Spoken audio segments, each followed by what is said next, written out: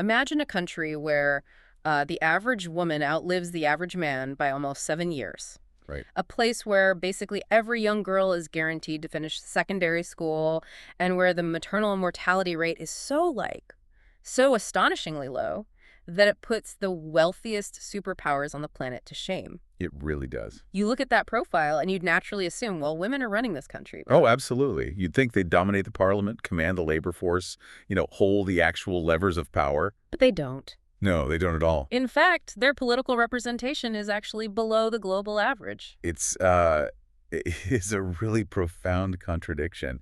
You have this society that has practically perfected the biological and, I guess, educational foundations for women, yet aggressively locks them out of the sovereign decision-making process. It's the ultimate paradox of modern progress, I think. And it's not just happening in this one country. Definitely not. For everyone listening, have you ever looked around, read the daily headlines about how much society has supposedly, advanced over the last 30 years, but personally felt like your actual sense of well-being, your daily gains, are somehow shrinking? That feeling of running on a treadmill. Yes. Yeah. Exactly. If you feel that friction, you are not alone. We're living in this era where societal progress often feels like a personal burden. And when progress feels heavy like that, there is always a hidden cost that the official spreadsheets just aren't measuring. And that tension, that exact tension between the official data Yeah. and the lived reality is exactly what we are dissecting today in this deep dive. We're getting into the real numbers. We are. We are looking at a massive, incredibly comprehensive stack of global data spanning from 1990 all the way to 2023. Our focus is the true state of global human development. Which is a huge topic. Huge. We have the raw data from the Human Development Index, the Gender Inequality Index, and a relatively new, incredibly vital metric that adjusts our progress based on the actual planetary pressure we are putting on the Earth. Right, because we are mapping out a 30-year trajectory here. We'll explore the three classic pillars of human development, which are life expectancy, education, and income. The big three. The big three. But we are not stopping at the shiny surface-level numbers because, honestly, those numbers lie by omission. They absolutely do. We are going to apply two massive shadow metrics to this data. We will calculate the silent tax of inequality and the heavy toll of environmental degradation. We really want to see what real progress looks like once the deductions for unfairness and ecological damage are actually made. And to ground this massive global data set in reality, we are using a fascinating global outlier as our lens today. This is the country I was talking about at the start. Exactly. We're looking at Montenegro. Right. It's a relatively small European economy, a nation that transitioned out of the former Yugoslavia. And Montenegro is the perfect crucible for this deep dive because its data forces us to aggressively question our assumptions about what developed actually means. It really messes with the traditional narrative. It does. It drastically outperforms global averages in some crucial literal life or death metrics, yet utterly fails in others.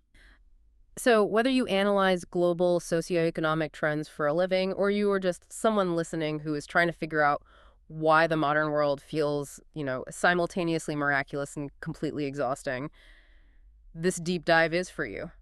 We are translating 30 years of global statistics into the actual mechanics of human lives. Let's start with the macro picture then. The 30-year journey from 1990 to 2023. We are constantly told by economists that things are getting better. Are they? Well, if we look strictly at the traditional Human Development Index, the HDI, the answer is yes. Okay, lay out the numbers. Back in 1990, the global HDI value was just 0.60 or 0.608 to be precise. Which is pretty low on the scale. Very low. But over the next 3 decades, it climbed with incredible consistency. I mean, it was this relentless upward march. It survived the dot-com bust, it survived the 2008 financial crisis, and it reached a peak just before the close of the 2010s. Right, the line just kept going up and to the right. Exactly. But then, in 2020 and 2021, we saw something genuinely, historically unprecedented. The drop. The drop. The global HDI fell backward. It dropped down from around 0.745 to 0.742. Which doesn't sound like a huge numerical drop, but in the context of this index, it's an earthquake. Obviously, we point immediately to the pandemic. But I want to push on that because a virus directly impacts health, right? But the HDI isn't just a health metric. No, it's composite. Right, it's a composite of health, education, and standard of living. So for the entire index to drop globally, something much deeper than a medical emergency had to fracture. You've hit on the exact reason the 2020 drop is so terrifying to development economists. Prior to 2020, even during major regional wars or massive financial collapses, the global HDI still managed to inch upward. Because the world is big enough to absorb it. Precisely. The world is vast. Gains in one hemisphere usually offset the losses in another. But the pandemic was different because it was a synchronized, multidimensional shock. It hit everything all at once. It didn't just stress the hospitals. The necessary lockdowns caused massive, prolonged school closures, which immediately devastated the education access metric. Right, kids just weren't in school. And simultaneously, global supply chains froze, wiping out income and livelihoods. So it wiped out years of progress across all three pillars, health, knowledge, and wealth, in a matter of months. It's like climbing a massive staircase. We've been steadily walking up for 30 years. And suddenly, in 2020, the entire architectural foundation of the staircase violently shook, and humanity fell backward down a few steps. That's a great way to picture it. But the data says we recovered slightly, right? 2.756 in 2023. We did. We bounced back a bit. So if you look at the whole timeline from 1990 to 2023, we're still talking about roughly a 24% growth in human development globally over 3 decades. Right. A 24% increase means that, on average, the global citizen of 2023 is functionally healthier, more educated, and wealthier than the global citizen of 1990. But wait, I have to challenge that premise. Go for it. If the global aggregate number from 1990 to 2023 is up a full quarter, 24%, why is there a pervasive global mood of exhaustion? The million-dollar question. Seriously, why do large swaths of the population feel significantly less secure than they did in the 1990s? If the top-line number says we are winning, but the psychological reality on the ground feels like a grinding defeat, the metric is missing something crucial. It absolutely is missing something. And this brings us to a concept that development experts are starting to call volatile development. Volatile development. Yeah. The idea that the steady, predictable upward march of the 1990s and 2000s might be permanently over. We might be entering a jagged reality where global crises, whether they are pandemics, climate catastrophes, or resource conflicts, regularly reset our progress. Which is exhausting to live through. Exactly. But to truly answer your question about why we feel exhausted despite the 24% growth, we have to stop looking at the HDI as a single monolith. We need to crack it open. Break it down into its parts. Yes. We need to dissect the individual mechanisms of health, education, and income, and then we have to aggressively apply the inequality tax to see who actually gets to enjoy that 24% growth. Okay, let's pull the first thread then. Health and longevity. The attempt to stretch the human lifespan. The raw data here is undeniably miraculous, isn't it? It really is. Global life expectancy at birth jumped from 65.1 years in 1990 to 73.4 years in 2023. Wait, 65.1 to 73.4. We essentially manufactured over 8 extra years of life for the average human being in just a single generation. It is arguably the single greatest achievement of modern sanitation, public policy, and medical science.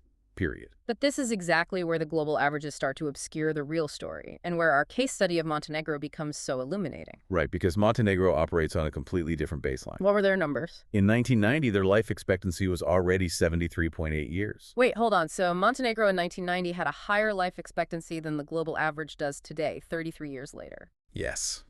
Let that sink in. They started with a massive structural advantage, largely due to the legacy of the Yugoslav healthcare system, which heavily prioritized universal coverage and localized clinics. Wow. And they didn't stagnate. By 2023, Montenegro climbed to an impressive 77.1 years. So a child born in Montenegro gets nearly 4 extra years on this planet compared to the global average today. Exactly. How do they actually achieve that? I mean, you don't just magically grant a population 4 extra years of life by accident. You achieve it through the invisible infrastructure of preventative care. Preventative care. Global averages are heavily dragged down by preventable childhood diseases, lack of clean water in developing regions, and a lack of emergency trauma care. Montenegro, despite being a middle-income country, has the infrastructure to catch diseases early. Like what, specifically? They have robust prenatal care, high vaccination rates, and accessible hospitals. They aren't just reacting to heart attacks, they are managing blood pressure before the heart attack even happens. But the nuance hidden inside that 77-year average is where the story gets really complex. We have to look at the biological and sociological divide between men and women. The gender gap in longevity. It's one of the most persistent demographic realities on Earth. Let's hear the numbers. Globally, in 2023, female life expectancy is 75.9 years. Male life expectancy is only 71.0 years. So that is a global gap of almost 5 years. Exactly. But in Montenegro, the gap is even wider and shifted upward. Females live to 80.3 years on average, while males live to 73.7 years. Women in Montenegro are routinely breaking the 80-year barrier. We are. That is a massive milestone. But I want to understand the mechanics of this gap, a nearly 7-year gap in Montenegro. Why is there such a dramatic, persistent female longevity advantage? Is it purely biological, or is society literally killing men faster? It is a complex entanglement of both, to be honest. Biologically, females do have a slight genetic advantage. Like estrogen, right? Yes. Estrogen provides significant cardiovascular protection, which is why women typically develop heart disease much later in life than men do. Also, the XX chromosome provides some immunological redundancies that men with an XY setup simply lack. But biology can't explain a 7-year gap. No, biology only accounts for a fraction of that gap. The vast majority of the disparity is sociological and behavioral. You're talking about the hazard of traditional masculinity. Precisely. Historically and cross-culturally, men engage in vastly higher rates of risky behavior. They have higher rates of smoking, which is a massive, massive factor in Eastern Europe and the Balkans specifically. Right. They consume more alcohol. They make up the overwhelming majority of occupational fatalities. They're the ones in the mines, on the logging crews, doing the high-voltage electrical work. And they don't go to the doctor. Exactly. Hmm. There is a deeply ingrained cultural reluctance among men to seek preventative medical care. A woman in Montenegro is thoroughly integrated into the healthcare system from puberty onward, largely through reproductive health care. So she's used to seeing doctors regularly. Right. Men often avoid the doctor until a condition is critical or, unfortunately, fatal. That behavioral difference acts as a massive drag on male life expectancy. But I want to pivot and look at the consequence of female longevity. What does the architecture of a society actually look like when it has an abundance of elders? It's a completely different societal structure. Right. When the average woman lives past 80, you have a society that is rich in grandmothers, you have deep institutional memory, you have multi-generational households. That completely alters the social fabric compared to a society where the average life ends at 65. It changes everything, particularly the dependency ratio and the invisible care economy. Explain the invisible care economy. Well, in societies with high female longevity, grandmothers often become the primary childcare providers. This, theoretically, should free up younger women to enter the workforce, which we will see later is a massive point of friction in Montenegro. Right. Keep that in mind for later. It also changes how wealth is transferred, because assets are held much longer by the older generation. It also requires a complete reorientation of the healthcare system toward geriatric care, managing chronic conditions like dementia and osteoporosis, rather than just treating acute infections. It's a profound success story. We have stretched the human lifespan. But the Human Development Index poses a critical follow-up question. What do we actually do with those extra years? Exactly. We have the time, but what's next? We have more time on the clock, but how do we fill it with capability and agency? That brings us to the second pillar of human development, education. And this is where we transition from the biological success of humanity to the systemic friction of our institutions. The global data on education is incredibly frustrating. It really is. We measure this through two specific metrics: expected years of schooling, or EYS, and mean years of schooling, or MYS. Let's define those clearly, because the gap between those two acronyms represents millions of failed promises. That's a great way to put it. Expected years of schooling EYS is the promise a society makes to a child. Okay. It is the number of years of schooling a child entering the education system today should receive if current enrollment rates persist throughout their life. Globally, the EYS rose from 9.3 years in 1990 to 13.0 years in 2023. So the world is essentially promising a new kindergarten student that they will make it through high school and perhaps a year of college. That's the brochure, yes. But the mean years of schooling, the MYS, is the harsh reality. It is the average number of years of education actually received by the current adult population, ages 25 and older. And what's that global number? Globally, the MYS in 2023 is only 8.7 years. Wow. We promise 13 years, we deliver 8.7. We deliver less than 9. Walk me through the mechanics of that gap. A discrepancy of over 4 years doesn't just happen because kids get bored and walk away. That gap represents a massive systemic leak in the global education pipeline. What forces are actually pulling a child out of a classroom halfway through their promised education? The gap is driven by a brutal combination of economic gravity and biological milestones. Economic gravity, meaning what? In the developing world, the primary force pulling children out of school is economic necessity. When a family faces an external shock like a drought, a spike in food prices, a parent falling ill, the teenager goes from being a student to being a laborer. They have to help the family eat. Exactly. They are pulled into agricultural work or the informal economy to help the family survive. Survival instantly overrides the long-term abstract benefit of a high school diploma. Precisely. The second major factor is infrastructure, specifically concerning gender and puberty. This is huge. It is. In many parts of the world, primary schools are local, but secondary schools are centralized, requiring long, potentially dangerous commutes. Furthermore, when girls hit puberty, a lack of basic sanitation infrastructure, specifically safe, private bathrooms with running water forces millions of girls to simply stop attending school. Which is tragic. It's entirely preventable, but tragic. Add to that the cultural pressures of early arranged marriages in certain regions, and you see why the actual execution of education falls so disastrously short of the expectation. The global emphasis on just getting kids into primary school, boosting that expected years of schooling number, completely masks the systemic failure to keep them there. It does. It's like celebrating the fact that everyone started a marathon while ignoring that half the runners fell into a ditch at mile 6. Yeah, that's exactly what it's like. Let's bring Montenegro back into the spotlight. How do they perform on this metric? Montenegro's educational data is staggering. Their expected years of schooling in 2023 is 15.5 years. 15.5. And for females, it is even higher at 16.2 years. So they're fundamentally promising a university-level education to every single child. Yes. And unlike the global average, Montenegro actually delivers on the execution. Let's look at that. What are the completion rates? If we look at secondary education completion rates for adults 25 and older, globally, female access sits at 62% and male at 70%. Okay, 62 and 70. In Montenegro, female access to secondary education is 90.1% and male is 96.1%. That's incredible. They have practically eradicated the dropout friction. How does a small transitioning economy afford to do that? It comes down to state priorities and cultural premiums. Montenegro inherited a socialist framework that viewed education not as a consumer good, but as a strict state obligation. Right. Education is free, compulsory, and deeply embedded in the cultural expectation of citizenship. They don't have the vast geographic isolation that plagues education in, say, sub-Saharan Africa.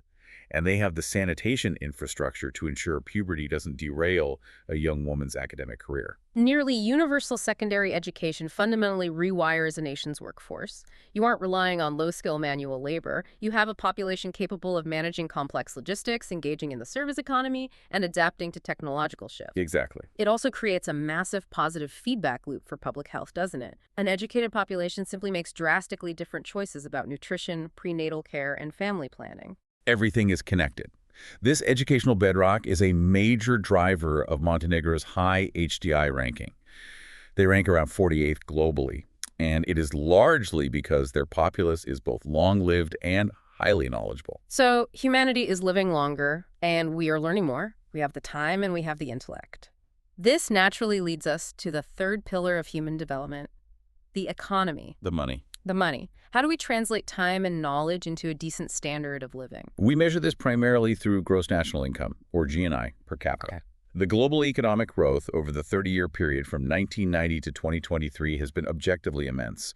Global GNI per capita almost doubled, rising from $11,274 to $20,327. I want to pause on the methodology here because the data explicitly states this is measured in 2021 purchasing power parity dollars. Yes, PPP. PPP is one of those dense economic terms that loses people.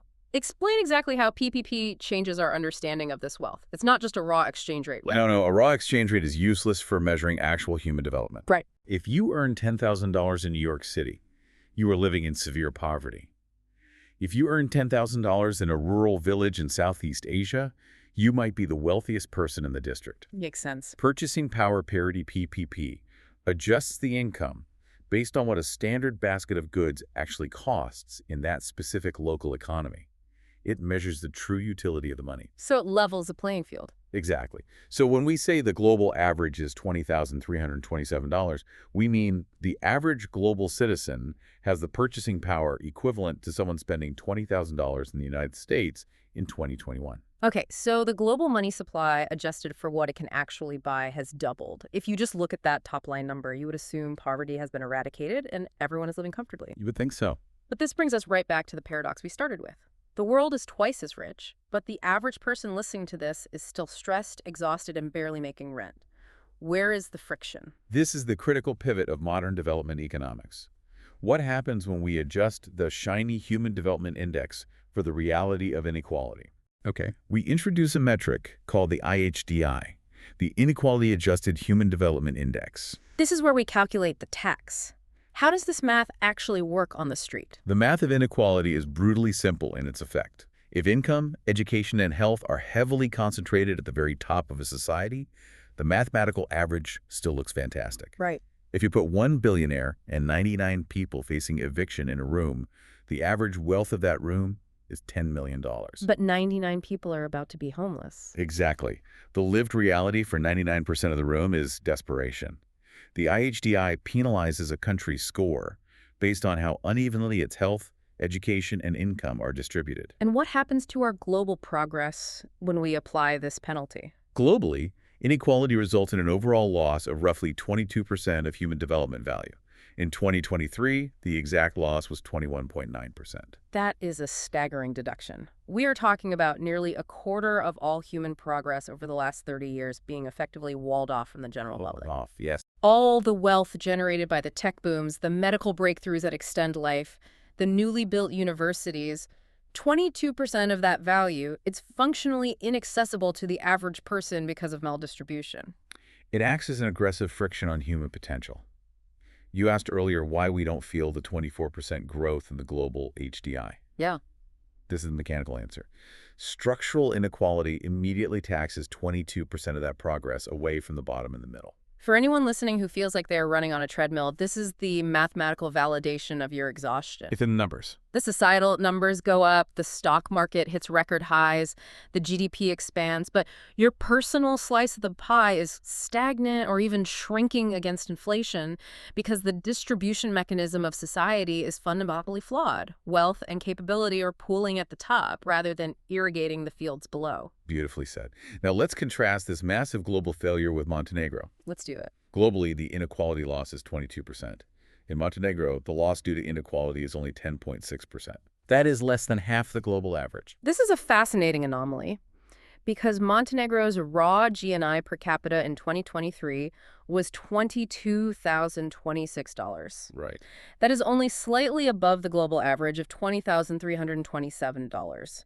Montenegro is not a wildly wealthy nation. They don't have massive oil reserves or a trillion-dollar tech sector. They just share the wealth they do have much better. How? They achieve this through a combination of social policies and wage structures. Again, the legacy of a socialist past left them with a relatively compressed wage scale. The gap between the lowest paid worker and highest paid executive is nowhere near the chasm you see in the United States or the UK. So the floor is higher and the ceiling is lower. Exactly. Furthermore, their tax system funds robust public services. When education and healthcare are truly free and universally accessible, it drastically reduces the inequality of opportunity. Their system is highly efficient at converting moderate wealth into actual broad-based human development. And we see the proof in the rankings. That low 10.6% inequality tax is exactly why Montenegro's inequality-adjusted ranking, their IHDI, is 43rd in the world, which is actually better than their raw HDI ranking of 48th. When you penalize the world for being unfair, Montenegro moves up the ladder. They get rewarded for equity. At this point in the data, it's also worth introducing a micrometric, the Multidimensional Poverty Index, or MPI. What does that measure? The MPI looks beyond just income and measures acute deprivations in health, education, and living standards at the household level. Montenegro's MPI value is incredibly low at just 0.005. So close to zero. Yes, they have functionally eradicated broad structural poverty. But I imagine there are still pockets of vulnerability. What drives the remaining fraction of a percent of poverty in Montenegro? The data shows that the remaining micro pockets of poverty are highly specific. Nutritional deficiencies contribute about 32.5% to their remaining MPI, and child mortality anomalies contribute 26%. That's very specific. It tells us that poverty in Montenegro isn't a massive, sweeping economic failure. It's isolated to specific, likely marginalized communities, perhaps rural populations or minority groups, who are slipping through the cracks of an otherwise robust social safety net. It provides an incredibly precise roadmap for policymakers. You don't need to overhaul the entire economy. You need targeted, hyperlocal interventions in childhood nutrition and infant care for specific demographics. Exactly. But let's shift our focus. Inequality isn't just about the wealth gap between the working class and the elite. The most pervasive, deep-rooted form of inequality cuts right down the middle of humanity. It cuts right through our homes. And that brings us to the gender divide. This is where the Montenegro data gets wild. Yeah. We track this divide using two specific indices, the Gender Development Index, the GDI, and the Gender Inequality Index, the GII. Okay, let's start with GDI. The GDI simply compares the female HDI to the male HDI. It measures the gap in basic achievements. Globally, the GDI is 0.955, meaning women's basic human development is roughly 95.5% of men's. Okay. Montenegro sits at 0.941. They are solidly in the first tier of countries for gender parity in foundational development. But the foundational development is just the baseline. The real friction is revealed in the Gender Inequality Index, the GII, which tracks reproductive health, empowerment, and labor market participation. Yes. Let's start with maternal health, because the numbers here are both inspiring and horrifying. The primary metric here is the maternal mortality ratio, or MMR. Right. This is the number of women who die from pregnancy-related causes per 100,000 live births. Okay. Globally, in 2023, the MMR is 216. That means 216 tragedies for every 100,000 births. 216 families shattered at the exact moment they are trying to grow. And do you know what the maternal mortality ratio is in Montenegro? Comey. It is 6.17. Yeah. 6.17 compared to 216 globally. You don't just stumble into a mortality rate of 6. What is the actual medical and policy protocol that makes Montenegro one of the safest places on earth to give birth? An MMR of 6.17 requires absolute systemic vigilance. It means universal access to prenatal care, ensuring high-risk pregnancies are identified months before delivery. Right. It requires skilled attendance at every single birth.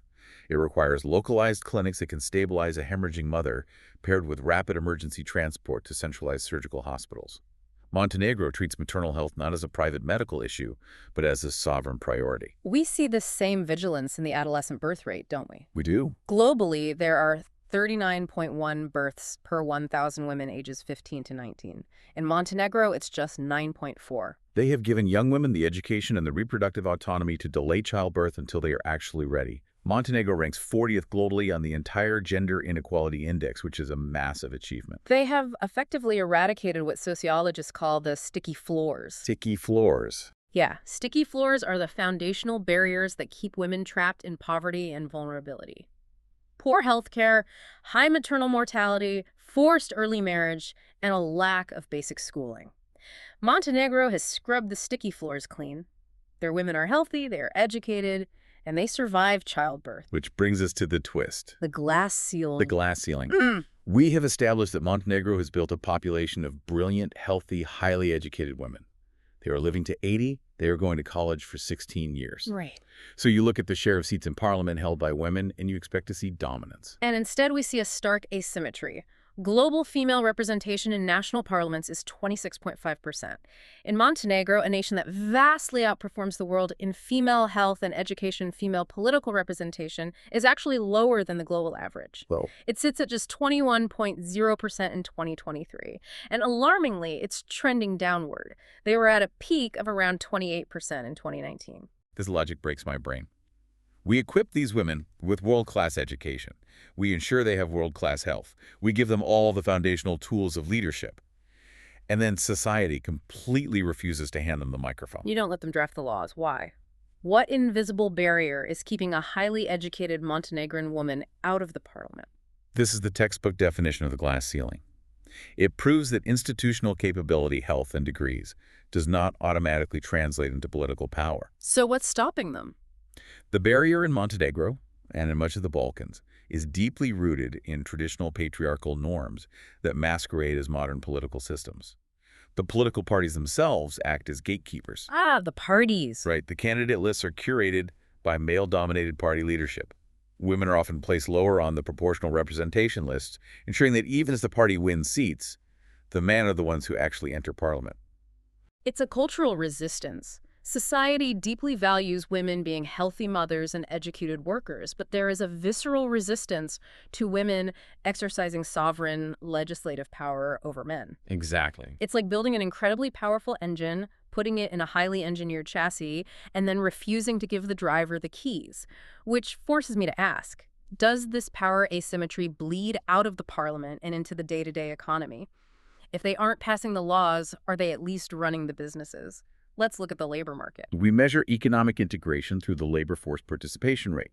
This tracks the percentage of the working age population that is either employed or actively seeking work. Okay, what are the global numbers? Globally, in 2023, the female participation rate is a dismal 48.5%.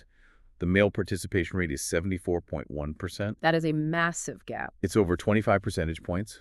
Literally, less than half of the women in the world are participating in the formal taxable labor force. And what does the participation gap look like in Montenegro? In Montenegro, female participation is 52.2%, and male participation is 66.1%. Okay, so the gap is significantly smaller, roughly 14 percentage points compared to the global 25. It is smaller, yes. But we need to dissect this because the gap narrowed in a very strange way.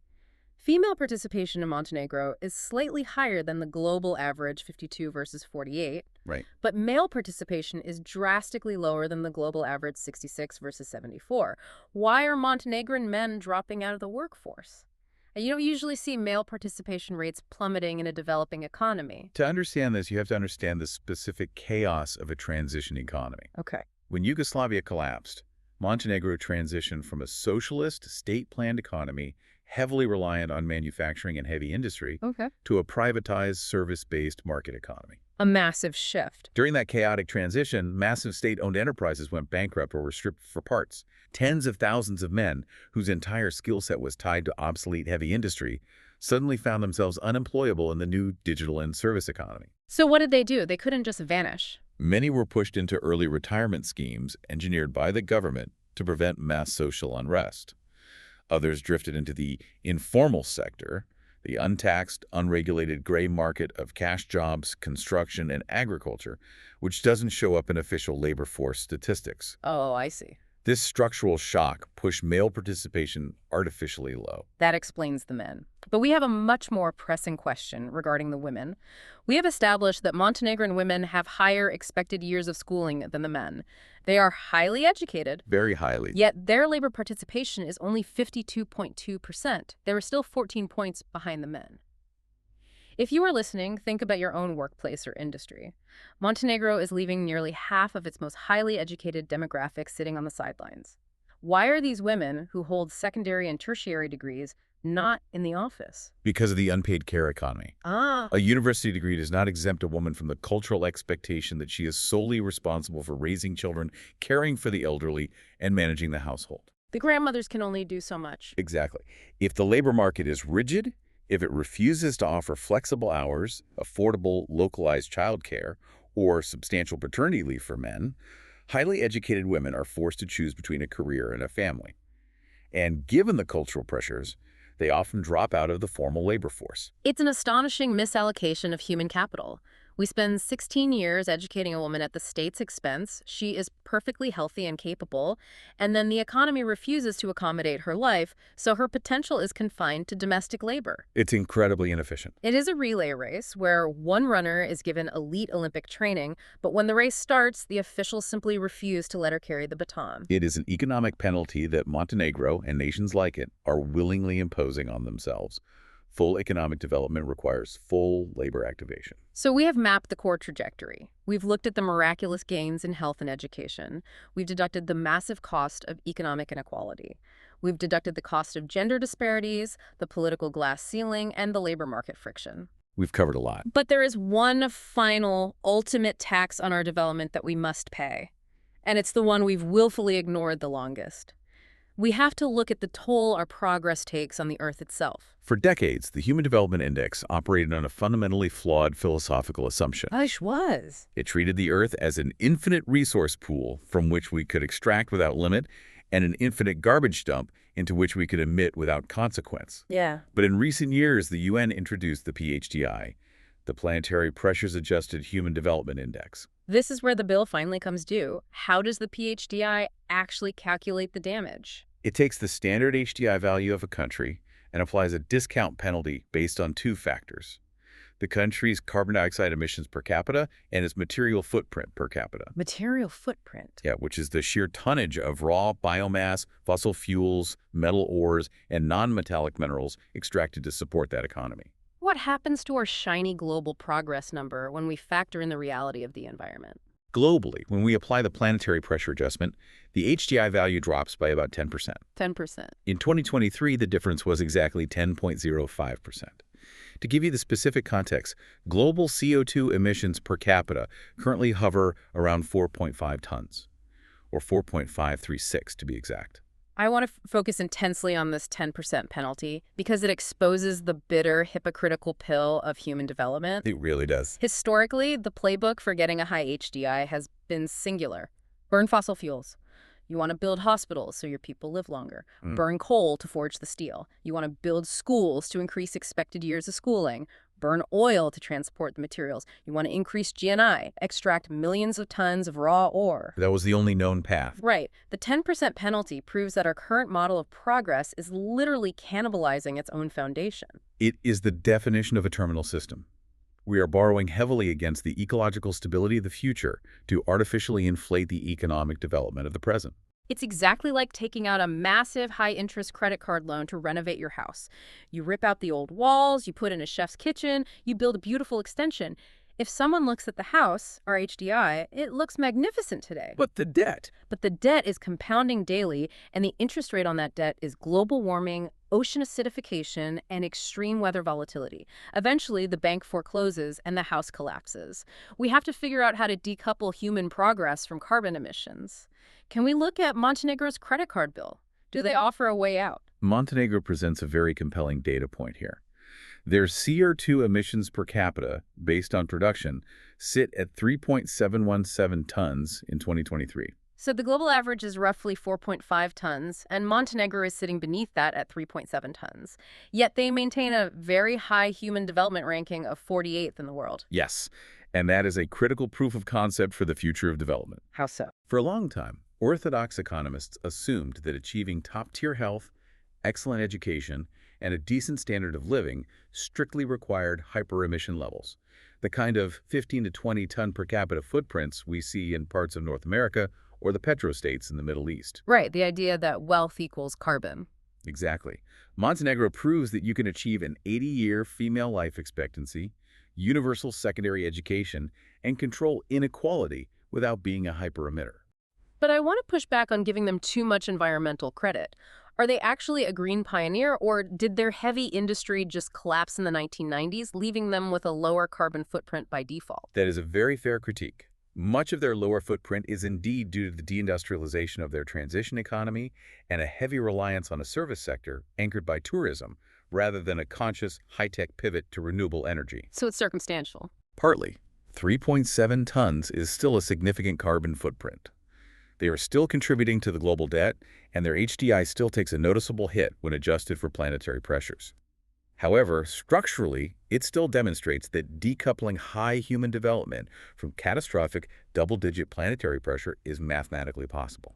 It just requires a different playbook. It requires abandoning the extraction-heavy industrial playbook and intentionally transitioning to renewables, optimizing grid infrastructure, and leaning aggressively into knowledge-based service economies. Bringing all of these massive threads together, the 30-year global roller coaster, the pandemic drop, the life expectancy miracles, the friction in our education systems, the 22% inequality tax, the gender asymmetry in power and labor, and the compounding carbon debt. What is the ultimate lesson here? If we synthesize this data, what is the Montenegro model, and how does it redefine what it means to be a highly developed society? If we look at Montenegro as a paradigm, it clarifies that true national development is not just one big chaotic leap forward. It is a strict sequence of phases. Okay, walk me through the phases. Phase 1 is fundamental survival. Keep people alive and healthy, eradicate extreme poverty, lower child mortality, and relentlessly drive down maternal mortality. As we saw with their MMR 6.17, Montenegro absolutely aced Phase 1. Phase 2 is capability.